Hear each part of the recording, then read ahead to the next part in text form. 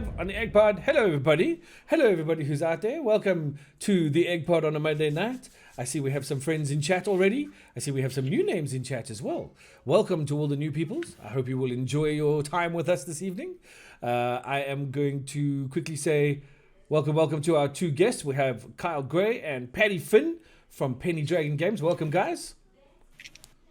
Nice to be here. Hey, thanks for having us. Yeah. Kyle is all the way from Pretoria, and Paddy is just around the corner in Lisbon Island. Just so everybody knows. Of course, the other thing I'm going to do right up front is I have to say a big shout out to our patrons who make things a lot easier for us to do around here. If you want to check out what you can get as a patron of Easy Gaming Group, go check us out at patreon.com/Easy Gaming Group. You could stand a chance to win $4,000 worth of Magic the Gathering goodies in our grand quarterly prize from our partners, Unplug Yourself. But I got to have a shout out to Christopher Crane, Robert Wild, Christoph Swartz, Niels Klaassen, Ricardo Leone, Yolanda Stopforth, Ken Duff, and Zoe. You guys are the Eggies knees. Thank you so much for being our patrons. We do appreciate it. Tonight, we're talking a little bit different. Normally, we're like all total magic, with a slight sort of change in the last little bit as we started to head over into the D&D world. But tonight, our focus starts on D&D, and it starts with a little something that these two fellas have thrown together called the Mag of Holding. But before we get into that completely, I am going to ask Kyle, who's this guy, that one there. That one's Kyle over there. So I'm going to ask Kyle if he'll tell us a little bit about his adventuring background. Give us your background. Where did you get it from? Which book, which term of knowledge did you draw your back? No, I'm kidding. Give us a little bit about your adventuring background, how you got to where you are, and how you managed to hook up with Paddy.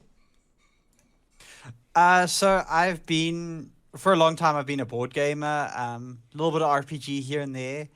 And when 5th edition came out, I got into it very hard. I fell in love.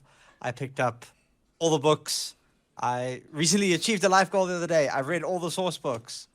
But yeah, I picked up D&D hard. I started running games, campaigns, teaching D&D. Anywhere I could share the hobby and enjoy the hobby, I was doing it. And about a year ago or so, Paddy, just over a year ago, I found a little ad for a company called Penny Dragon Games looking for playtesters, and filled it out, got the playtest document, joined their Discord, and then I think I terrified Paddy just a little bit when he's like, I sent him a message and I was like, hey, where can I give feedback? He's like, oh, you can post it right here. I think on a 60-page PDF, I gave him about 30 pages of feedback. Wow. And after that, it kind of went from there. Paddy said, don't you want to come on board and join the team? You have so much to offer. Yeah, like he when he sent that file back, I was like, he's the guy for the job. I see we got Dieweezen says the origin story of the group, laugh out loud. Which I suppose is kind of true. So then from your side, Paddy, that was like a year and a half ago that Kyle got to your side. Paddy, tell us your story. Yours isn't just the Mag of Holding. There's more to you and Penny Dragon Games than that. Tell us a little bit more about you and Penny Dragon. Okay, sure. I'll condense this as much as possible, but I grew up in quite a conservative family, let's say, so I kind of played Dungeons and Dragons on and off a little bit earlier editions. I can't even remember what they were, and I played what other TTRPG? The Lord of the Rings TTRPG that they used to release little figurines for once a month in like a little magazine, and that was a lot of fun, but because of the Satanic Panic, and I was around at that point, it was like, no, Paddy, you're not allowed to play that because you're going to raise, Satan and demons and, summon all sorts of horrible things into the house. So throw those in the bin, or they threw them in the bin for me. So unfortunately, I kind of, even though I got to play computer games like Final Fantasy and all those things, while people weren't watching, I was sort of, the whole TTRPG thing was stripped away from me. And it was only later in life, a few years back, that I kind of got back into it, and I had forgotten how amazing it was. And when I sort of realized that again, I just went full tilt into it. But around the same time, I was kind of like I probably left work, my IT job, to publish my novels full time. So I'm sort of originally a self-publisher when it comes to publishing in terms of science fiction and fantasy. And then a few years back, we moved into, we set up an imprint within our publishing company, Starkey Press Limited, and the imprint was Penny Dragon Games.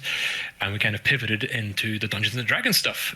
So that all came off the back of me running a bunch of one-shots over the weekend of Worldcon 2019 in Dublin. Worldcon is where they hand out the Hugo Awards to all the best science fiction and fantasy authors and things like that. And we hosted it in this country that year, and it kind of like spiraled off into what we now have, which is Kyle and a whole other team, and Mag of Holding, and a bunch of hardback books, Eisendor's Vault of Tragic Treasure, and tons of other stuff. Just I could be here all day talking about it, so I'll stop there. No, that's cool. I mean, and reaching out across continents, really, to Kyle. I mean, joining forces from Ireland to South Africa. That's a thing. I mean, that's something that I don't imagine would have been too easy 10 years ago. Whereas nowadays, it's fairly simple to do that kind of thing, but still quite an achievement. And also the idea of having that cross culture, that cross sense of a different perspective on something, that must really help in terms of where you guys are heading at the moment. Yeah, big time. I mean, it's great being able to just work with people no matter where they are in the world, because we do have, I think it just kind of happened naturally because I know writers and stuff locally here, so a few of those people ended up coming on board. But the majority of our team are sort of all over the place. We have a bunch of artists in Brazil who do work for us regularly, people in England, in North America, a bunch of people in different parts of Europe. So, and I'm probably leaving a lot of people out. It's kind of all over the place, and it's great to be able to, because like where we live here in Northern Ireland, we have a lot of talented people here, but it's kind of I'd say Dungeons and Dragons is still a bit niche around here. So even though it's starting to become more popular, we don't have like a huge pool of dungeon masters who know how to design games, and so being able to reach out across the internet and fill in a bunch of those gaps has been essential to us, really. And I mean, Kyle and his game design has been a big part of that. Awesome. I just do want to give a shout out to the people in chat. We've got some new followers. Thank you so much. I'm not going to be able to shout you out every time we do it because we are in conversation, but we really do appreciate the follows. It means a lot to us. Also, you may be experiencing some buffering on the stream. If you are, I do apologize. The internet is being very weird. We did restart routers and all that kind of thing to try and make sure that wouldn't happen, but I can see that it's fluctuating quite dramatically. So just bear with us on that one. Hey, Linus of the Vale, welcome to chat. Deranged Rhino says, Paddy is the man. So there you go. So now, tell us about this new adventure of yours, this Mag of Holding. First of all, this is not your first Kickstarter project, is it? I'll let Kyle take that one. So actually, the Mag of Holding was our first Kickstarter project. So we'd actually spent most of our time working on a bigger book called Eisendor's Vault of Tragic Treasure, which is 300 magic items, a bunch of lore about Eisendor and his floating vault, in essence. But yeah, no spoilers there. But yes, in essence, what we're coming up on the Kickstarter, and we were like, we can't do this big one as our first Kickstarter. Let's do a test run. And we'd already, me and Paddy had been in discussion already about Mag of Holding, and we were like, okay, we'd originally planned this for June. Let's see how quickly we can get this out and do it in March, a month before we're going to launch our big book, and still fulfill. And so we went for it. The entire magazine came together within about a month of writing and art and everything like that.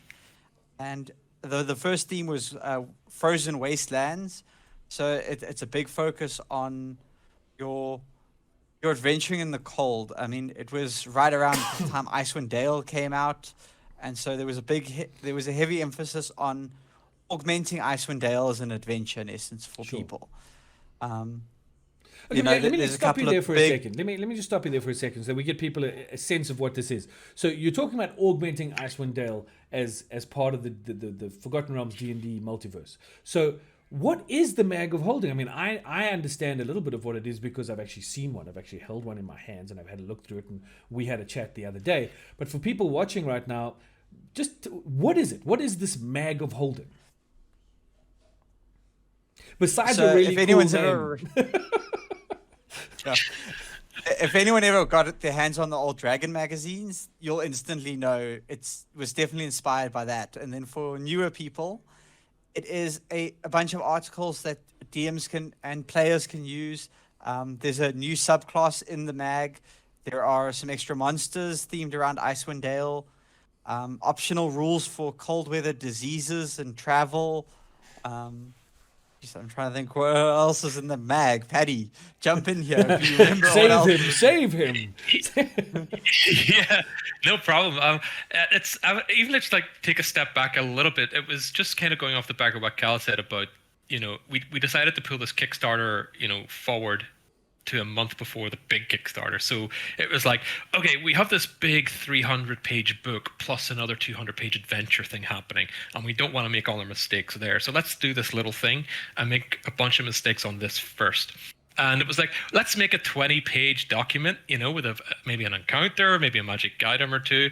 And I think within like the space of a few weeks, it went from 20 pages to like 50 to 60 to 100 to 108 pages. And it just got bigger and bigger. And it became a book in its own right. So even though it's called Mag of Holding, the first half of it is actually reminiscent of a general book that you would find, like a source book. So we generally have we try to include at least 3 encounters at the beginning, and then a bunch of rules that improve on existing rules and other publications. Then we'll have a bunch of magic items, like Kyle was saying. There's usually a subclass. Sometimes there's spells, backgrounds. The list goes on and on. We have a short story at the back that kind of tries to tie a bunch of everything together to help dungeon masters get an idea. Well, here's maybe how an adventure might turn out, or here's some inspiration that I can draw from for a background or something like that. And then the last half of the magazine is more of like editorial. There are interviews. We interviewed Janet Forbes recently from World Anvil. We're going to be interviewing Ginny D and Dave from Nerdarchy and a couple of bigger, other big sort of, let's say, keystone influencers in the D&D community next year. So we've got that, and then like some world building articles and just general interest stuff as well. And there's the Bard's Corner, which is like full of jokes and bardic inspiration. Are they funny? No. They're terrible. Okay. Good, just check. I'm being told I have to give a shout out real quick, so just give me 1 second. I'm so sorry to interrupt you, but I have to give a shout out to Adam and Fabio from our amazing partners, Unplug Yourself, because they're currently watching the stream and they're having a great time. So thank you two for being here so they can see you, and thank you guys for watching. Really do appreciate it. Quickly, just on that, Paddy, Foxglove Lass in chat says, my nephew plays a lot of D&D in... Okay, I'm going to pronounce that wrong, so I'm not going to say it. And she ran a fun one-shot with his friends a few years back. Said it was great fun. So one-shots can be good fun and handy. So overall, yeah. I mean, if you talk back to the Dragon magazine, we've got Conscript in chat who goes, Dragon magazine. Those of us older ones recognize the magazine completely. So it is something that is going to be very useful to D&D players, whether they're DMs or players, whatever the case may be. There's going to be something in there for everyone who plays the game, and there's going to be something exciting every time an edition comes out. How often are you guys looking at putting out an edition of the Mag of Holding? So at the moment we're on a quarterly cycle. So we've just finished up the Kickstarter, about a month and a half ago for Mag of Holding 2. It's still available on our pre-order store. So if you just search on Kickstarter, you'll find the pre-order store. And our next one is going to be launching middle of next month, with our final edition for the year launching November, December. So we're looking at 4 mags per year. Is that right? 4 mags per year at the moment. Okay, no, Paddy says no. There's a bit of back. Kyle wants. There's a bit of back and forth at the moment about whether we're going to increase that production schedule. Yeah, we're still fighting now. We'll see we'll see who wins. But yeah, essentially it is 4 per month. Currently it is 4 per year. Sure. Next year, currently we have 4 planned next year as well. That may or may not change. We'll see. Yeah. Okay. There is some debate. At the end of the day, I don't think it's going to be a Kyle Paddy argument. It's going to be a Penny Dragon Kickstarter decision. It's not going to be up to us. It's going to be what we can get. The community will decide. Yeah. Fair enough. The community / our roads to market. So, but now, okay. So my excitement about the Mag of Holding is like I mentioned to you guys off air when we chatted earlier before the stream and last week. I got my hands on a copy of the first one, thanks to Stefan from Solar Pop, and it was at the Stone Dragon. That's where I got my hands on it. I didn't get to keep it. I just got to look at it for a little while.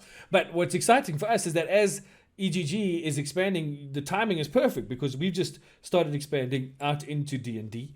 We had our first session 0 live stream D&D session this last Saturday, which we thought was kind of fun. I wasn't expecting quite as many people to join and watch us roll characters, but we had quite the audience, and it was good fun.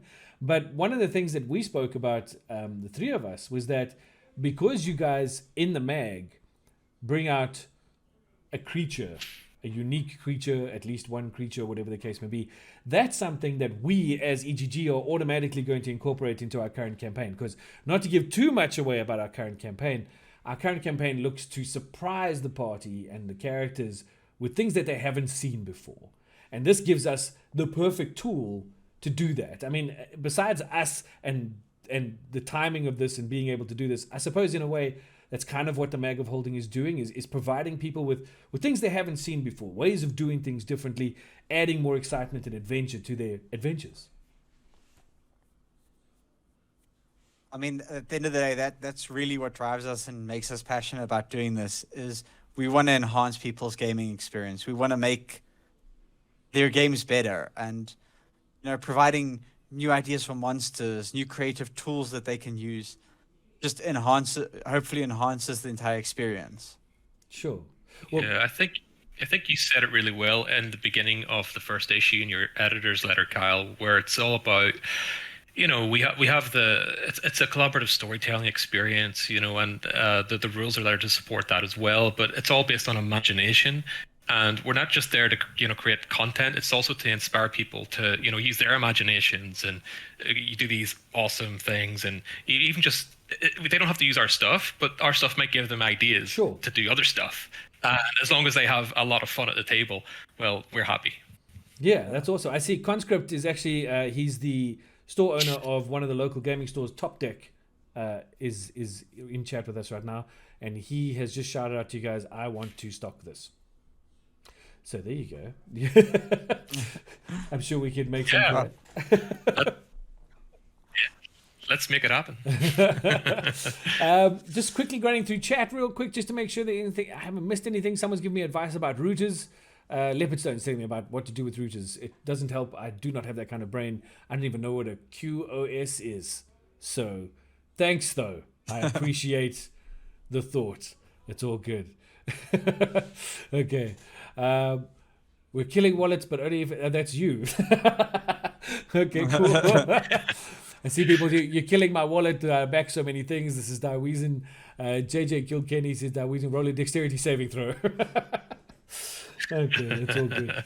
So, I mean, in the future, if Mag of Holding goes well, which it certainly seems like it's going to, just from listening to the people in chat tonight and from what you guys were telling me, are you, and again, coming down to the argument you were having, are you going to look at increasing the number, or are you going to keep it at a sort of a regular, this is how we're going to release the magazine, it comes out every quarter, or will there be special editions, or have you got any plans for that kind of future? Are you looking that far ahead just yet, or are you still sort of going, let's get these first 4 out and we'll see if we're still alive? Well, yeah. A little bit of Well, both, quite honestly.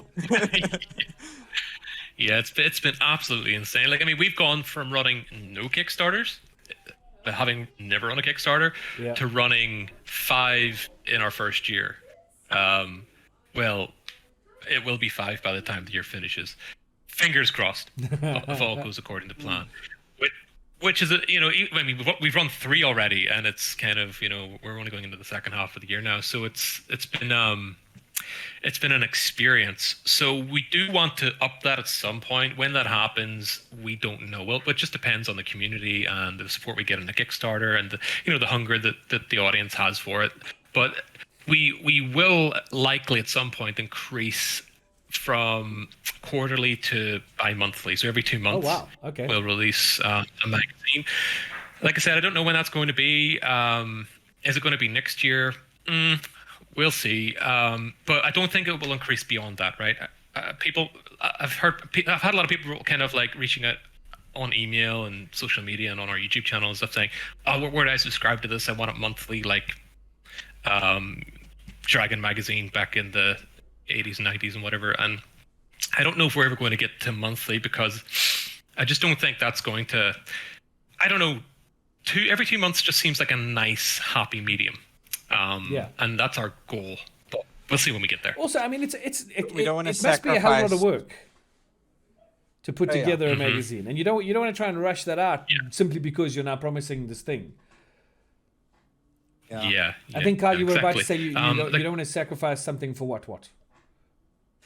We don't want to sacrifice speed for quality. Sure. Like that is our biggest focus, is that when someone gets this magazine, they look at it and they go, yes, this is, that thing where you buy a new book or you get a new toy and you're so excited. We want our backers to always feel that way. We Every want time them they to get an always have issue, that- it must be like, ah! Exactly. Yeah. Okay, cool. Yeah. Like, I'm sorry. I was just gonna. I'll let you go ahead. No, Sorry. you go. I was just gonna piggyback off what Cal said there.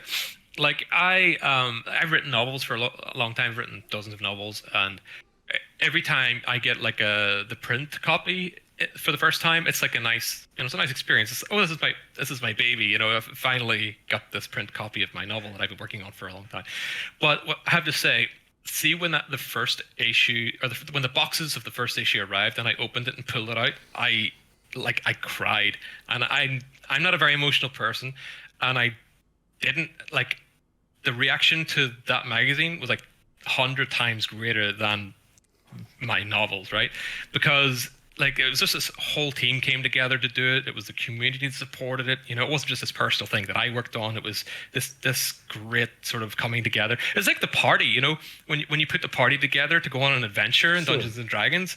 The team was kind of like that, and we went on this adventure and we made this amazing thing, and just to feel the quality of it, and to see the quality of the writing and the artwork and all the amazing stuff that all the amazing people put into it, it just blew my mind. And that's the experience we want people to always have, is when they pull it out, the first thing they're going to feel is that beautiful soft laminate cover. Sure. Right? We pay extra for that because we want people to, that's the experience we want people to have. And then when they open it, we just want them to be blown away, It's got hand in my coffee. I'm trying not to spill it. I can vouch for that. When I picked up that first copy I found at the Stone Dragon, I was incredibly impressed with the production quality of your magazine. The paper quality, even inside, was fantastic. The print quality was great. I'm a comic book collector as well, so I know a little bit about how things get printed, and so your product is a high-end product, and I was very impressed overall with what was in there. Not just the content, but the way in which it was packaged. I thought it looked fantastic. It felt great, and it was a solid book. It wasn't just, it's not a flimsy sort of flyby, oh, the pages might fall out any second now kind of thing, which is never a good thing. But that was kind of awesome. We got a question in chat from Foxglove saying, any one-liner advice for a DM who's DMing on Thursday after a long break, asking for a friend? I'm going to say this. Practice. This is going to be weird advice. Practice lying. Ask someone to just start giving you random things and just go off on a tangent. because that is what DMing is. It is over the top lying, and it is a skill that is practiced and enhanced by it. I mean, go look at, I think it was in How I Met Your Mother, Barney Stinson's little monologue about his pony that got poisoned by a factory, and. You want to be able to lie like that, fluidly, just like Just- on your feet, keep Just let going it with go. the lie. Just roll with that lie. Okay, there you go, Yeah. Foxglove. I don't think that. I don't think. 100%. I don't think that she's gonna go that route. Oh no, she does. She says, "Oh, I like this advice. Thank you." We got a winner. There we go. Somebody else said, a conscript said to her, "Foxglove, don't kill everyone." She replied by saying, "Happily only killed 2 players across 2 campaigns, and the last one was in the final session against the end boss." So that's fair enough. I unfortunately have a much worse track record when it comes to keeping players alive, but that's generally because for some reason my characters in my parties tend to do really dumb things and get themselves into terrible situations, and then what can I do? The dice do what the dice do, and things happen, you know. Yes, I do try to guide the party, Lioness. I do. Very often I say, the thing in the middle of the room that is drawing your attention is glowing suspiciously. And somebody says, "I'm going to go touch it." Well, you know what? Yeah. what- Don't be afraid. There's no shame in running away. That is correct. It's one of the things we had. Just a quick aside. So when I was at varsity, we had an awesome DM who combined the best of. I can't even remember what version of D&D was out at that time, but he took the best of D&D and the best of Warhammer, the role-playing game, and put them together and created this little sort of custom gaming system that used percentile dice more than sort of D20s for rolling things, and so it became really entertaining. But one of the things he did was he made things so cool to be able to, you know, run away if you needed to, because he brought flee from Warhammer to D&D.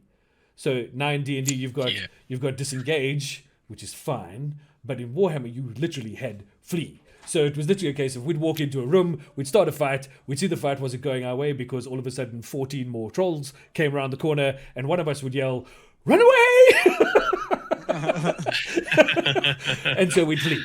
You know, that was you know, better to live to fight another day, or live to run away another day, as far as I'm concerned in those things. Yeah, I played a game last night with Nord Games, and it was Chris Haskins, the guy who leads that company, and he ran the game and it was really good. But at the end, they like we witnessed the resurrection of this like evil pirate king, and it's like we were like, do we fight this guy? We're level 5 characters, and he reaches out and grabs one of the NPCs and kind of like lifts him up in the air and kind of just kills him with one hand, and he kind of turned to dust and withered away, and we were like, no, we're out of Run here. away! Bye. Run away! I feel like the boys from Monty Python's Quest for the Holy Grail, which is run away, run away.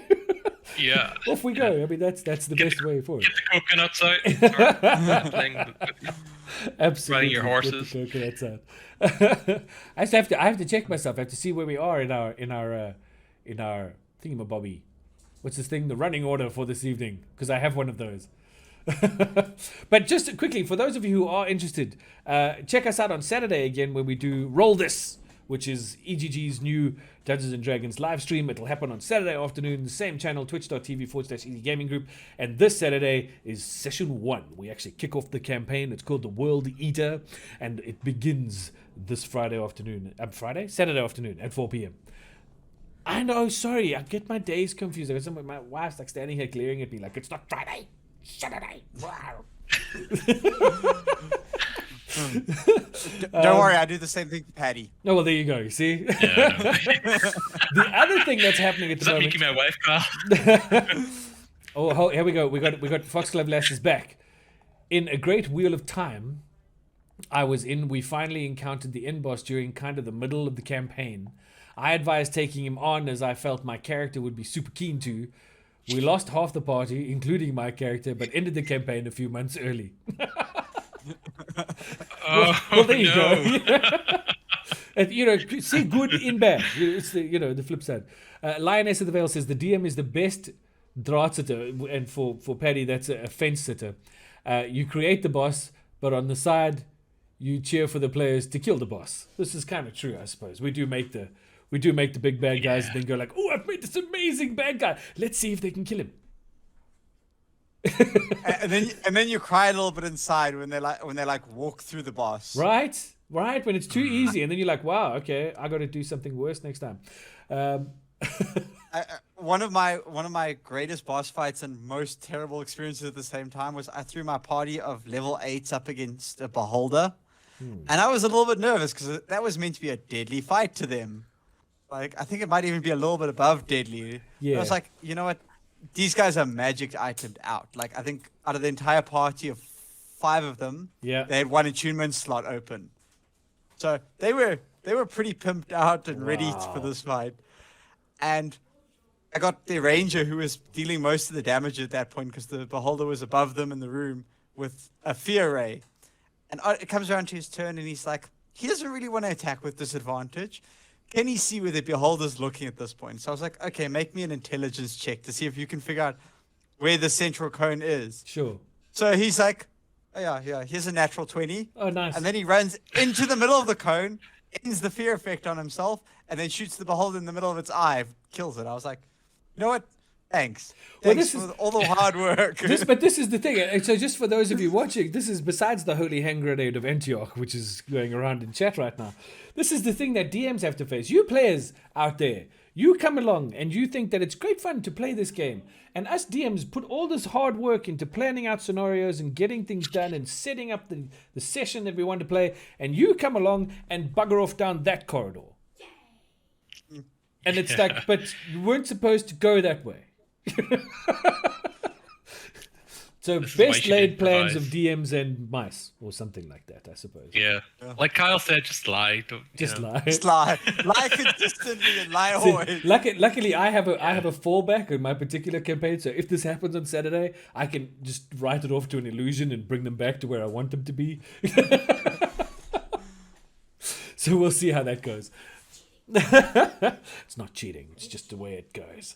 Currently at the moment, so we've got that show, Roll This, happening on Saturday afternoons. On Wednesday nights, we have Command This, which for those of you who've been around for a while is our Magic the Gathering EDH or Commander show. This Wednesday night is really special because one of our members, Cora Foxglove, that's here in chat, put out a thing to invite chat to choose what decks we were playing this week.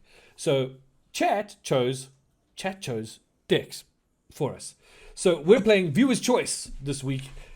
And it's really interesting because the Viewer's Choice this week is Old Norbones, who D&D players should recognize. It's also Nylea. It's also an Odric, one of the Odrics. And it's also Merrin. So Conscript, you should watch this week. You're going to enjoy it. And then obviously tonight we have the EGGPod. But I think it's very cool just quickly to mention that the National Paper Series, Easy Gaming Group, is coming to a qualifier conclusion. We have 2 qualifiers left before the grand finals at the end of September. And with that having been said, who out there would like to see what the top 8 playmats look like for Standard, Modern, Pioneer, and what the winner playmat looks like for the Legacy event? Because if you would, I could show them to you. They've been signed off, and I can put them up here on the screen for you guys to see. So, if you want to see them, say, give me a hey, hell yeah in chat. Come on. The Code Monkey says, I do. We're not proposing here, pal. Come on. Got a hell yeah from Penny Dragon. See, somebody was listening.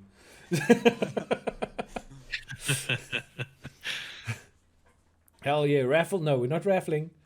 Not hell's yay. Okay, so all right, I'm just going to show you. All right, so the first one I'm going to show you is the top 8 playmat for the Easy Gaming Group National Paper Series Standard. Looks like this.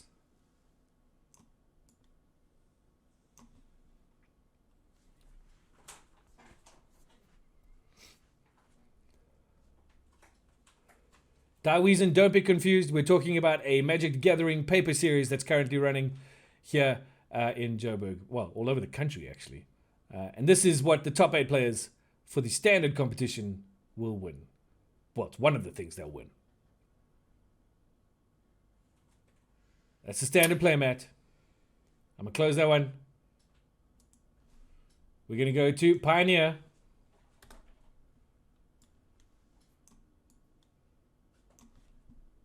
That's the Pioneer playmat.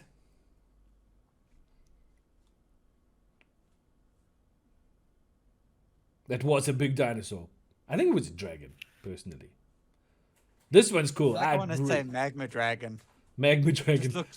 It looks that fits. This looks like some kind of angel thing. Like bad angel. Naughty demon angel. Yeah. But it looks great. So that was Pioneer. Oh, yeah.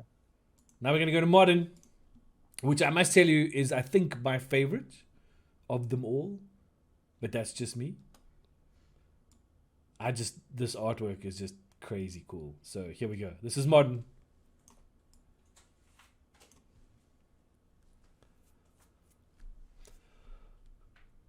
That just makes me think Raven Queen from D&D. I mean, sure. Just Raven Queen vibes there.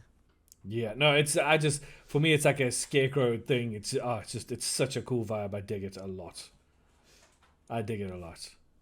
Dragons or dinosaurs who drank Red Bull, says JJ Kilkenny. That is a definite possibility. You think there should be raffle giveaways as well, Code Monkey? We can't do that. Otherwise, what's the point of having them up as prizes for people to win? Thank you, Lioness of the Veil. I dig this thing. This Modern one is awesome. All right, and the last one is for the Legacy event, which isn't going to have a top 8. There is only going to be a winner, and that winner will receive this playmat for their troubles. Again, I think that's a really cool image. It looks super cool. So, socialism. You guys are all nuts. Secret sauce. No secret sauce. Commander players need mats too, says Bigger Class. This is true. We all need it. Fallen Angel, amazing art. Yes, it's very, very cool. Very, very cool. Okay, so that's them. That's the official playmats for the Easy Gaming Group National Paper Series, Standard, Modern, Pioneer, and Legacy. So that's what's up for grabs. JJ Kilkenny says, ooh, Alice Norton's slightly hotter sister. So that could be a thing. I hadn't thought about that, but that could be a thing. I'm closing that down, and that's all good. Sorry, just give me one second.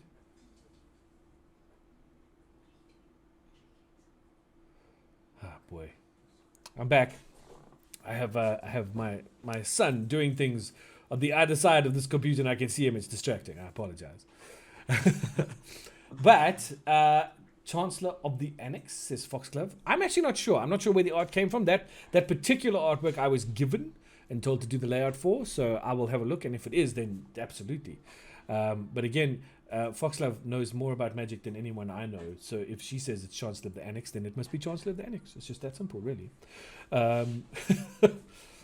But just jumping back to what we were chatting about, just making sure of things, just getting some other messages through here. Okay, those have all gone away as well.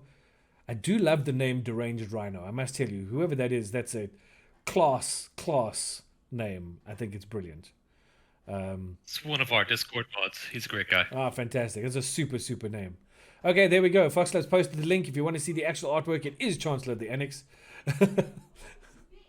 So that's just how it is. So going back to the world of D&D, we've now touched on our Magic world, and now we can come back to the D&D. It's wonderful. We play in a multiverse. I think it's fantastic. So we could do all these crazy things. Your guys' opinion, and I don't know how much you'd actually have to say on this in terms of playing with the cards as such, but your guys' view on the crossover between D&D, Adventures in the Forgotten Realms, and Magic the Gathering. Do you think this is a good thing that they're sharing their properties? Do you think it's something that they should be like, hey, whoa, stay off? What are your thoughts? Me, like, honestly, because I am not a Magic player, I know I know, blasphemy.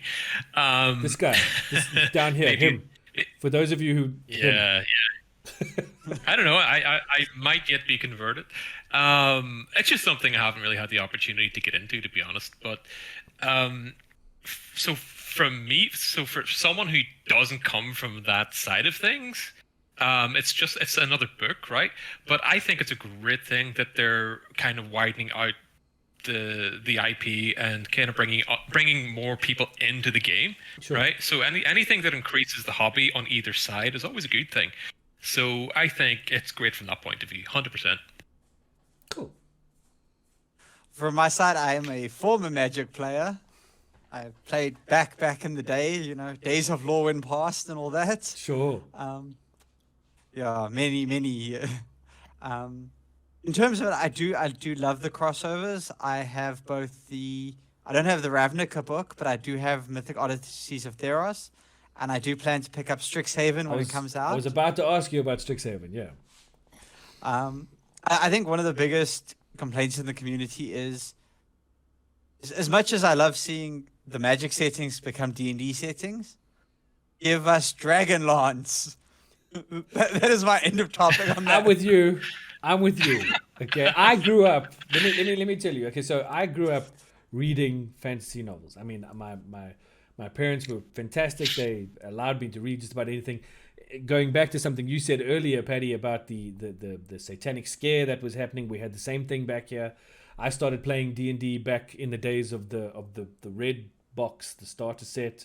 That's what I started playing in. And even at school, I was sort of looked at like, oh, what are you doing? You're playing this game. And believe it or not, my mother is a preacher in the Presbyterian church. And I went to her with this situation and said, is this evil? Do I not do this? And she said, are you trying to do anything weird and call the devil? I said, no, I'm trying to go kill some dragons. She said, well, off you go then. So that was kind of cool. And of course, then I got into the world of books. And one of the first books I ever read, to my later amazement, was The Silmarillion. And then I got into The Hobbit and The Lord of the Rings. And along the way, the Shannara books. And then I discovered Margaret Weiss and Tracy Hickman and the Chronicles from Dragonlance. And Dragons of Autumn Twilight. And those books were seminal in my developing the love I have for these games we play. I also think that the Legends series of Raceland and Caramon is possibly one of the greatest series of books I've ever read in my life. I thoroughly enjoyed those stories. The Legend of Huma, everything in the Dragonlance world blows. I still, to this day, remember exactly how I felt when and this is a spoiler for anyone out there who's planning on reading these books. This comes from the Dragonlance Chronicles. There's a spoiler. Sturm dies. Okay? But I remember how he died. In the fields. And the line that they wrote was so simple and so painful to me. It said, Sturm's sun shattered. And that stays with me because these stories have such an impact on our lives, on who we are as people and the way we see the world. And for me, that moment was heartbreaking. And it was heartbreaking not just from that point of view, but also to know that the story continues afterwards without him. You know? Yeah. It's like, hey, you know, these are things that we love. And I think that for people like yourselves, who obviously Paddy as an author and Kyle as an editor of this new magazine, these are things that you draw from. These are the memories you relive. These are the things that you draw your inspiration from to put these books together, to put these supplements together, and to put things out there for new people to come and engage with. I mean, those are some big shoes you guys are stepping into. I hope you're ready, because from what I've seen, I think you could be. So are you ready? Oh, yeah. Honestly, if experience says anything, no, we're not. But we'll figure it out. that is what we do. Kyle is always a glass half empty. I'm always a glass half full. We were born ready. No, okay, you can't bring the We Artax were thing here. born. We were born with lance in hand. It was a difficult birth. Painful, to say the least. Don't bring Artax in here, Deranged Rhino. We're not going back to the never-ending story. That was... No, we just don't. We don't. Here's one for you, Crispin. Sorry? Here's one for you, Crispin. Okay. Whose death was more painful? Flint Fireforge or Strum Brightblade? Which one hit you more in the feels? Okay, so for me, it would have been Flint. Simply because I am a dwarf. I have always been a dwarf. And I will always be a dwarf. It's just like Bruno is my guy in the Forgotten Realms. And I was very happy to see him in Boros colors and packed with equipment. That was cool. Bring that on in Magic. That was good. But Flint hurt, man. I'm a huge dwarf fan. The Dwarven Nations trilogy is another trilogy in Dragonlance that I love. Dragonlance Heroes Book 1 is a book called The Gates of Thorbarden, which is about the dwarven realm of Thorbarden in Dragonlance.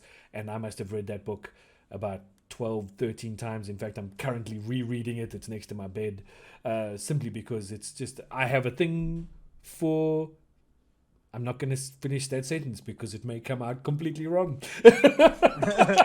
I kind of heard it in my head before I said it, so I'm just going to stop there. In all my fantasy settings, I have a dwarf thing. My favorite character that I ever played was a dwarf. His name was Farron. He lost half his jaw to a demon blade, and everything. Yes, good night, Kaylee. Okay, this is my daughter saying good night. You should be in bed already. Off you go. Good night.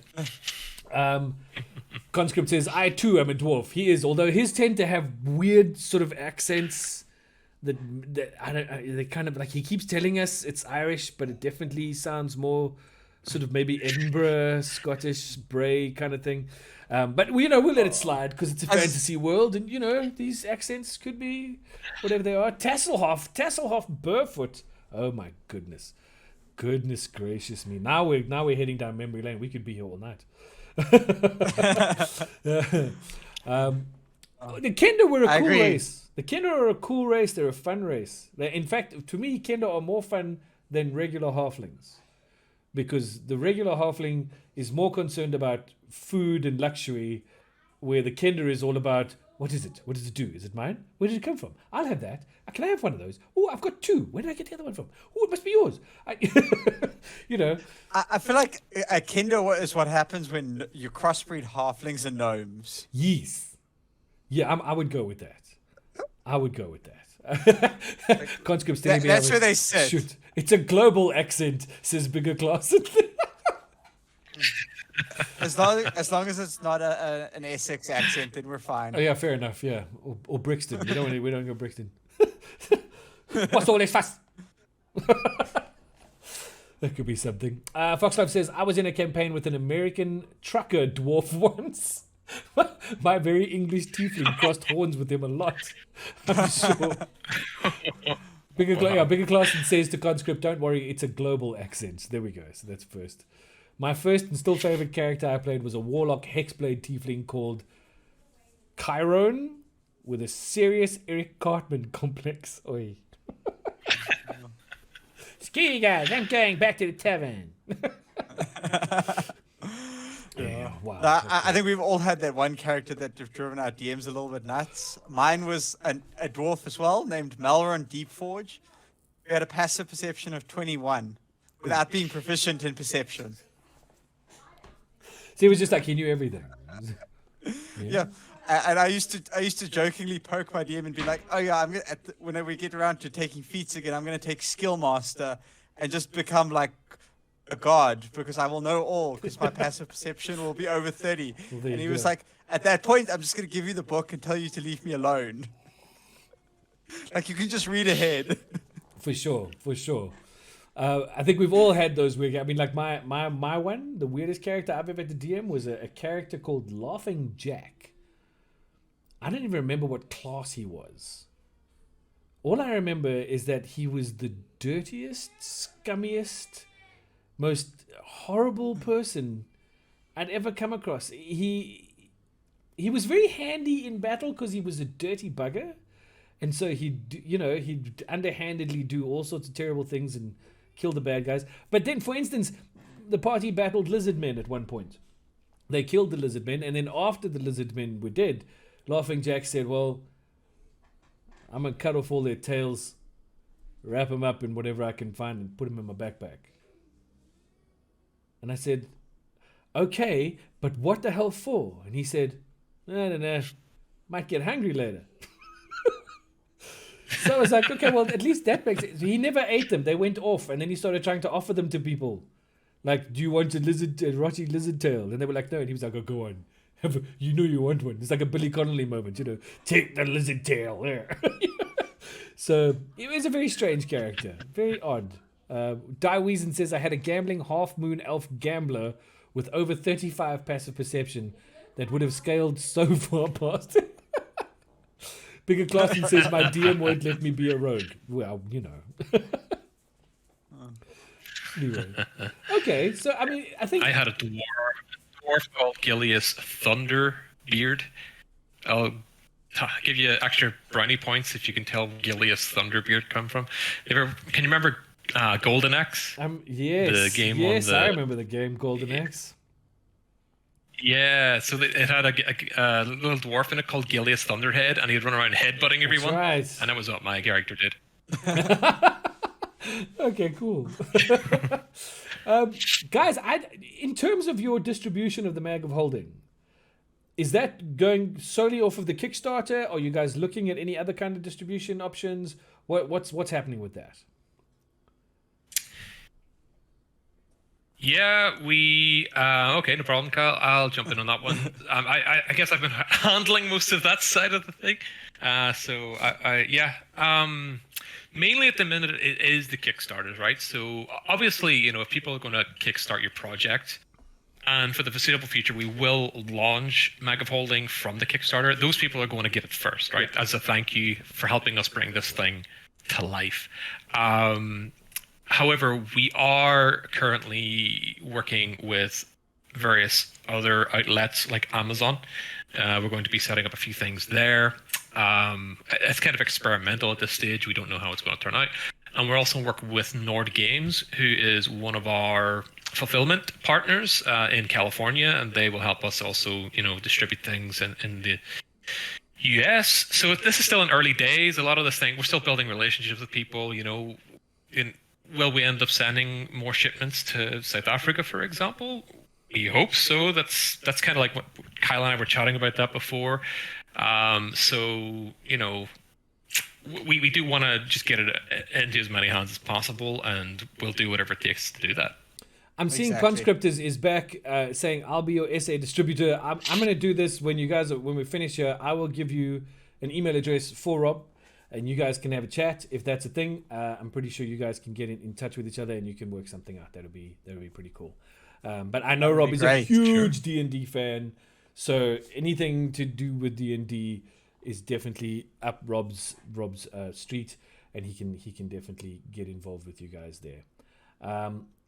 Anything else you guys would like to say right now about anything to do with what you're publishing? Anything? Oh, just so that I can jump in and just say that I am looking forward to having your content feature on our D&D stream on Saturday afternoons. Like I mentioned, we're going to be using some of your creatures, possibly even one or two characters that we're going to be throwing in there in future one-offs, and on our I don't know what to call it. We're calling it like the training group, because as I mentioned to you guys, we're running a campaign that's going to swap characters at some point. We're going to have two different parties work into this thing. So we're training up the second party in the background while we have the main party going in the foreground, etc., etc., etc. So we're going to be using a lot of your one-offs and a lot of your campaign settings for training up the other party to get them ready for where they need to be for the Wild Beyond the Witchlight, which will be the adventure that they will play that ties into our campaign, or rather that our campaign is tying into and then tying out of. Can you tie out of something? I don't know. Thanks for the follows, everybody. Really do appreciate it. But we're going to be partnering with you guys in that regard to be featuring that content. And when we do, we will let people know that that's where it came from, because I think that's quite important, so that people can go find these things and find them out and find you. and make sure that your Kickstarters are well supported, because I think that anybody who doesn't is missing out on some amazing D&D content. So I want to thank you guys for taking the time, for being with us here on the EGGPod tonight. I really do appreciate it. Thanks for having us. It was a pleasure. And whenever we get the next Kickstarter to sort of fulfilled, we'll very happily send a bunch of stuff your way. If you want a few copies to kind of give away to your people, to your audience, Hold on, more than happy to do that. Find out. Chat, would you like free stuff from Mag of Holding? Okay. Yes, coming from over here.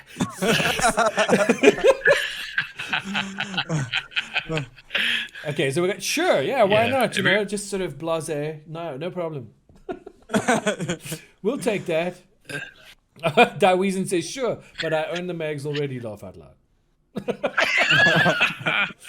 Bigger Clausen says always up for a raffle. That's good. So absolutely, if you guys are keen to do that kind of thing, we're more than happy to do that, and happy to spread the love. I mean, that's the whole idea of building these communities and making sure people have access to all of this cool stuff that's out there. I think that's vital. You know, Deranged Rhino says, I mean, if we have to. That's all good. What is this? JJ killed Kenny. I need a sturdy bunch of adventurers. Dwarf, you will have my axe. Elf, you have my bow. Necromancer, you will have your brother. That's a good meme. I love that meme. Oh boy. Okay. So yeah, I mean, if that's what you guys are keen to do, we're totally keen. We're down with that. No worries. So send us whatever you want to send us, and we will make sure it gets to the people who need it the most, or who are just quickest with the iRaffle, the exclamation mark raffle thing. You know, we do the best we can. But before we say goodnight to everybody, I just want to once again reiterate that if you are Magic players, and I know that many of you are, the National Paper Series has got 2 more qualifiers to go, and then we hit the grand finals. Please check out our website for those stores that are hosting the last 2 events. You can go to easygaminggroup.com and just search for the National Paper Series, and you'll find it right there. All the dates, all the venues, all that kind of jazz going on there. We're very excited about September, because the end of September is the grand finals, and it's going to be epic. You can also check out the full prize pool. It's been updated on the website. You can see what it is that is up for grabs and that people are going to be able to win. And next week on the EGGPod, we will be giving away those the travel vouchers that we said we would give to the people who've qualified from further out than Joburg, and who we are going to bring to Joburg for the finals. So don't forget to check that out. Also, mentioned it before, but I'm going to mention it again. Check out our Patreon on patreon.com/easygaminggroup. You sign up, you become a patron. It's not that expensive, but you do get in the draw every month that you sign up. You get a ticket into the draw for $4,000 worth of Magic the Gathering goodies courtesy of our amazing partners, Unplug Yourself. So if you're not in it, you can't win it. And that's a lot of Magic the Gathering loot. So I would go check that out if I was you. You also get to be an Eggie. That's right. An Eggie. Because we're all Eggies here. But other than that, again, guys, great mag. I really enjoyed looking at what I did see, and I can't wait to bring some of those elements into the campaign that I'm currently running. Don't forget to check out that campaign, Saturday afternoons, 4 o'clock, twitch.tv/easygaminggroup. It's called Roll This. We will be putting out lots of marketing for it, so check it out and check us out on socials. And for these guys, where can people find you guys besides on the Kickstarter? Where do they need to find you? Those are the people who don't know you already. So you can find us on Facebook at Penny Dragon Games. I think we may on Twitter as well. And the best place to get a hold of us, join our Discord server. The link is everywhere. Okay. Like, it has been spread far and wide. Cool. This is bad timing for our website. We literally took the website offline to rebuild it, so we can't even shout out the website. Okay.